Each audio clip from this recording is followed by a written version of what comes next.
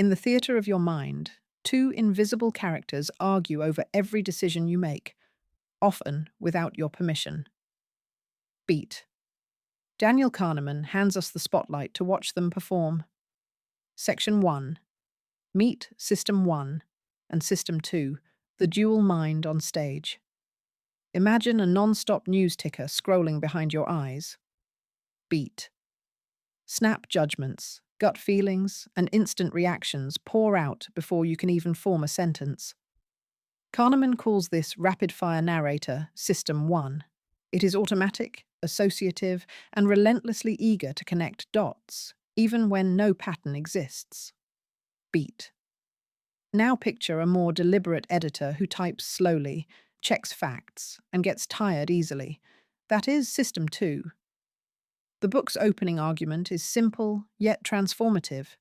Every thought we have is processed by one of these two modes. Beat. System 1 is the brain's default. It conserves energy, delivers quick answers, and is crucial for survival.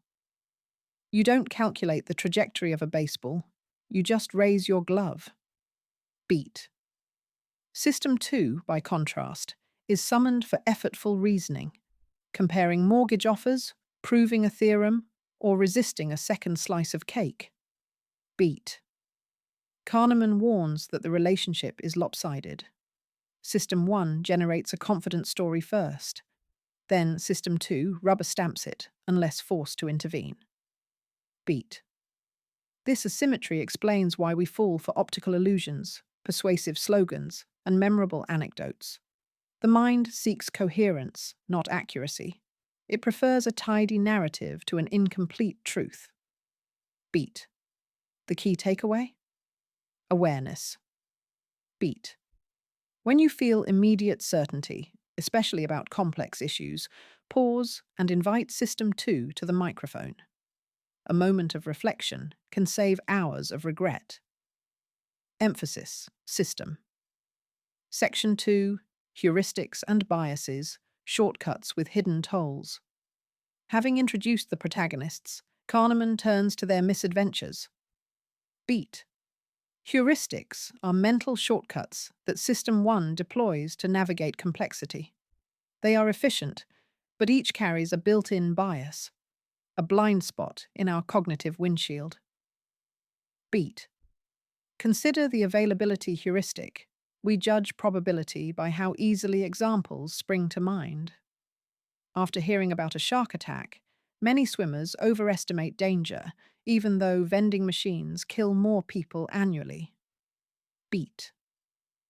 Then there's the representativeness heuristic, which urges us to match a description to a stereotype rather than base rates. Told of Linda, the socially conscious philosophy major, most people rank bank teller and feminist as more likely than bank teller, violating basic probability. Beat. Anchoring bias is equally insidious. In one study, spinning a random wheel with numbers from 0 to 100 before asking participants to guess the percentage of African nations in the UN drastically skewed their answers toward the random number shown. Beat. The anchor, however irrelevant, pulled estimates like gravity. Beat. Each heuristic reveals System 1's obsession with coherence over correctness. Beat. System 2 can correct course, but only if it recognizes the error. Unfortunately, System 2 is lazy. It often rationalizes rather than recalculates. Beat. Kahneman's experiments demonstrate that expert consultants, stock pickers, and political pundits are just as vulnerable. Beat. Experience can sharpen skills, but it cannot remove biases when feedback is lacking or delayed. Beat. The moral? Train yourself to ask, what statistic am I ignoring? What base rate matters? Small questions can puncture big illusions. Emphasis, shortcut. Section 3. Overconfidence, framing, and the narrative trap. Confidence feels good, yet Kahneman shows it is a cognitive mirage. Beat. Because the past is interpreted as an inevitable story, We overlook randomness. Hindsight bias convinces us we knew it all along, breeding an illusion of skill. Beat. Take stock market gurus. Their glowing track records often reflect luck disguised as foresight, but post hoc stories make success appear scripted. Beat. The same bias infects CEOs planning billion-dollar mergers and generals forecasting swift victories. Beat. Framing effects magnify the problem. Present people with two surgeries, one with a 90% survival rate and another with a 10% mortality rate. They are statistically identical, yet most patients choose the first. Beat. System 1 reacts to the emotional coloring of words, not the math beneath them.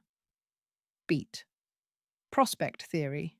Kahneman's Nobel-winning contribution with Amos Tversky formalizes this. We are loss-averse. Losses hurt about twice as much as equivalent gains please us. Beat. Hence, a sure gain feels safer than a risky one, but when faced with certain loss, we become gamblers. Beat. These insights explain everything from reluctant investors who sit on losing stocks to political campaigns that emphasize threats. Beat. Kahneman cautions that telling yourself to be rational is powerless against subtle frames. You must actively reframe, flip the numbers, visualize the opposite, or translate percentages into frequencies. Beat. Only then can System 2 glimpse the hidden architecture of choice. Emphasis. Framing. Section 4. Choices, happiness, and the two selves. In its final chapters, the book pivots from judgment to well-being, revealing that even our memories of pleasure and pain are distorted. Beat. Kahneman distinguishes the experiencing self, who lives each moment, and the remembering self, who tells the story afterward. Beat. Consider two patients undergoing painful colonoscopies. Patient A suffers intense discomfort for 20 minutes, then is done. Patient B endures the same 20 minutes, plus a mild but lingering ache for 10 more. Surprisingly, patient B later reports a better overall experience because the peak pain was identical, but the ending was gentler. Beat. The memory, not the duration, drove satisfaction, a phenomenon called the peak-end rule. Beat. Duration neglect upends how we think about vacations, careers, even marriages. Beat.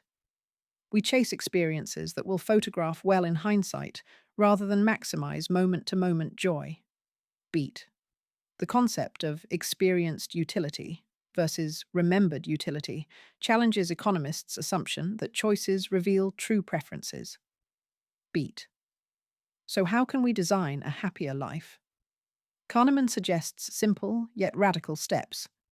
Break long, unpleasant tasks into segments with gentler endings, savor positive moments deliberately, and make decisions that optimize both selves, not just the storyteller. Beat. Ultimately, recognizing the tension between immediate feeling and future memory helps align consumption, work, and relationships with genuine contentment. Emphasis. Happiness.